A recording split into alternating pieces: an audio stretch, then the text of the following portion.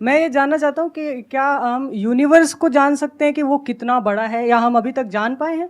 जी, क्या तो क्या पैरामीटर्स हो सकते हैं उसको नापने के लिए? जैसे कि हमने सुना है कि लाइट ईयर्स होते हैं, जी जी पर वो कितना बड़ा है, क्या हम इमेजिन कर सकते हैं, या हम एक्चुअली में उसे प्रैक्टिकली पता कर सकते हैं क्या? तो जो यूनिवर्स की जो एक्सपैंडिंग यूनिवर्स थ्योरी थी वो एडविन हबल ने दी थी, और उनके अकॉर्डिंग जो अभी यूनिवर्स की जो एज है वो नियर अबाउट 13.9 बिलियन ईयर्स है, और उसी रेट से अभी एक्सपैंड कर रहा है। तो यूनिवर्स जो अभी हमारी थ्योरी है यूनिवर्स के, जो मोस्टली एक्सेप्टेड है, that is of expanding universe. अभी के हिसाब से एक हबल कांस्टेंट होता है, दैट इज 65 मेगा पास्क।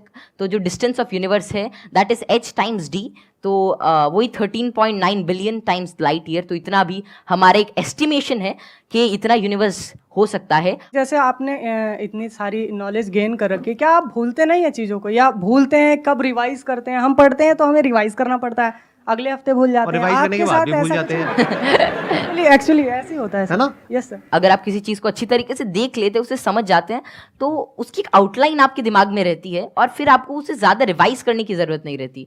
तो वही है कि किसी भी चीज़ का कॉन्सेप्ट रहता है, तो अगर आपको वो समझ में आ गया तो information is just like, I think that information is not the main part.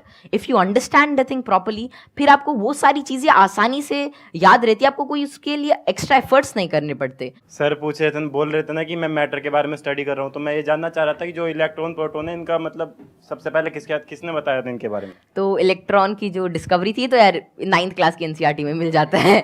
तो जो इलेक्ट्रॉन की डिस्कवरी थी वो जे थॉमसन ने करी थी, और प्रोटॉन जो मिला था वो रदरफोर्ड के एक्सपेरिमेंट से हमने डिड्यूस किया था। और चैडविक ने, मतलब जेम्स चैडविक ने, जो बेरिलियम की मतलब जो रेडियो एक्टिव सोर्स से डीके को स्टडी किया था, उससे न्यूट्रॉन के बारे में पता चला था। ये तो बहुत बेसिक क्वेश्चन है भैया, कुछ अच्छा पूछो। थोड़े अच्छे क्वेश्चन पूछो, क्या पूछ रहे हो आप लोग यार? टोटली। मुझे आपसे एक क्वेश्चन है कि आप जितने सेलिब्रिटी से मिलते हो, तो आप इतने जो मिलने से पहले जो बात करने का जो एक होता है नर्वसनेस, इसको कैसे दूर करें? आप जैसे संदीप सर से बात कर रहे हो और बड़े बड़े आप सेलिब्रिटी से मिले हो, तो आप किस तरह से इतना एक्सपीरियंसली आप बात कर लेते हो किसी से? देखिए, जैसे आज मैं यही सोच के आया था कि मैं संदीप सर से मिलूंगा और उनसे बहुत कुछ सीखने को मिलेगा। तो ऐसा तो है नहीं कि संदीप सर आएंगे और मेरे से पूछेंगे चल ये बता, और फटाफट अगर कुछ गलत बताया जाए तो एक थप्पड़ मारेंगे, ऐसा तो होगा नहीं ना। मतलब प्यार से बात करेंगे और अपना आशीर्वाद देंगे, कुछ अच्छा नई चीज़ शेयर करेंगे। तो वही है कि आप मतलब एक फ्री एंड पे रहें, और जहाँ पर भी आप मतलब अपने से आप सच जो है वो एक्सपेक्ट करें कि अगर मैं कहीं से सच बोल रहा हूँ तो थिंग्स वुड गेट ईजी, और make it easy on your brain. और हर जगह से अगर आप कुछ अच्छा सीख करने की कोशिश करते हो, ट्रुथफुल रहते हैं, तो आप में nervousness is just a state of mind, और ये बस चला जाता है, जस्ट मिराज। तो बस संदीप सर हैं आज, है आज इनसे बहुत कुछ सीखने को मिलेगा, आप सभी से आज बहुत कुछ सीखने को मिलेगा। तो आप ऐसा कुछ एक अपना परसेप्शन रखिए और फिर सारी चीज़ें आपके लिए आसान हो जाएंगी। मेरा ये क्वेश्चन है कि जैसे चंद्र ग्रहण लगता है, सूर्य ग्रहण लगता है, तो उसका कैसे पता लगता है कि वो कब लगेगा और किस टाइम में लगेगा, या कितना, उसका कैसे पता लगता है? ये तो पता है कि वो क्यों लगता है, बट इसका कैसे पता लगता है कि अब लगेगा, या कैसे, उसका क्या होता है?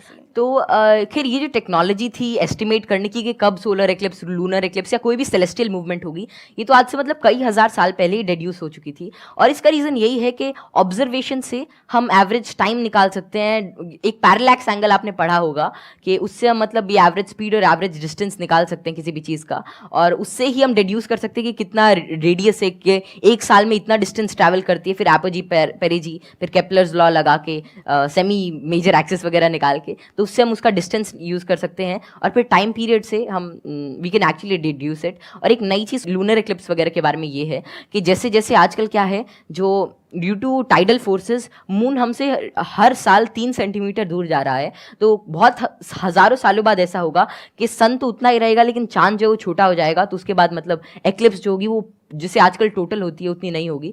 तो ये estimation it is done by using observation. और एस्ट्रोनॉमी एक ऐसा फील्ड है जो हज़ारों सालों तक ऑब्जर्वेशन से ही चला, और बहुत सारे पुराने साइंटिस्ट जैसे केपलर, गैलीली, आर्यभट्ट, जितने भी बड़े लोग थे जो पुराने ज़माने के, वे सभी ऑब्जर्व करते थे। उनकी ऑब्जर्वेटरीज होती थी कि कैसे कैसे जो हेवनली बॉडीज़ हैं ये इंटरैक्ट कर रही हैं, कैसे कैसे ट्रैवल कर रही हैं, इनमें क्या चेंजेस हैं, और उन्हीं सभी चेंजेस को एस्टिमेट करके, उन सभी को देख के आज हमने मतलब ऐसी सारी टेक्नोलॉजी को डिड्यूस किया है कि जिससे हम कर सकते हैं, एस्टिमेट कर सकते हैं उनका टाइम पीरियड, उनका डिस्टेंस, और कैसे वे एक्ट करेंगे। एक्सीलेंट जी, big round of applause for him.